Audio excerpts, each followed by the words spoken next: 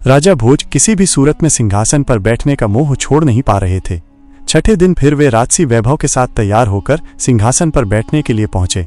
तभी छठी पुतली रविभामा ने उन्हें रोक दिया। सुनो राजन, ये सिंहासन परम प्रतापी राजा विक्रमादित्य का है। क्या तुम उनकी दानवीरता और शौर्य का मुकाबला कर सकते हो? आओ, मैं तुम्हें उनकी महानता की कथा सुनाती हूँ।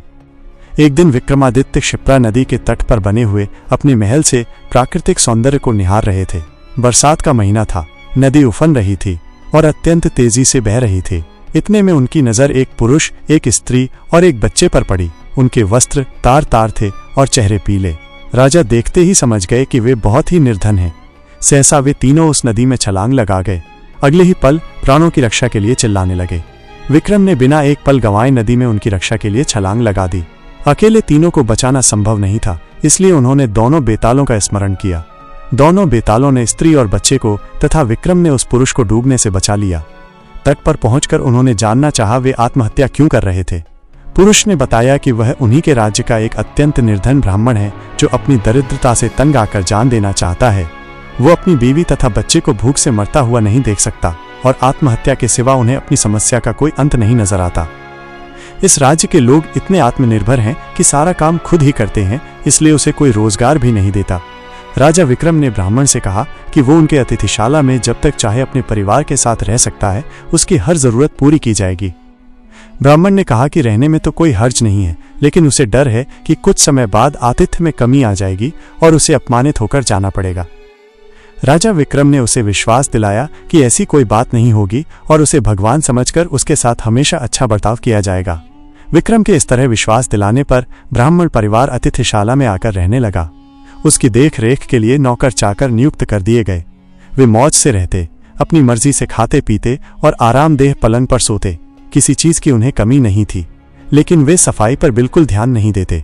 जो कपड़े पहनते थे उन्हें कई दिनों तक नहीं बदलते। चारों तरफ गंदगी ही गंदगी फैल गई। दुर्गंध के मारे उनका स्थान एक पल भी ठहरने लायक नहीं रहा। नौकर चाकर कुछ दिनों तक तो धीरज से सब कुछ सहते रहे, लेकिन कब तक ऐसा चलता। राजा के कोप की भी उन्होंने परवाह नहीं की और भाग खड़े हुए। राजा ने कई अन्य नौकर भेजे, पर सबके सब एक ही जैसे निकले। सबके लिए यह काम असंभव साबित हुआ। तब विक्रम ने खुद ही उनकी सेवा का बीड़ा उठाया। उठते बैठते, सोते जगते वे ब्राह्मण परिवार की हर इच्छा पूरी करते। दुर्गंध के मारे माथा फटा जाता, फिर भी कभी अपशब्द का व्यवहार नहीं करते। उनके कहने पर विक्रम उनके पांव भी दबाते।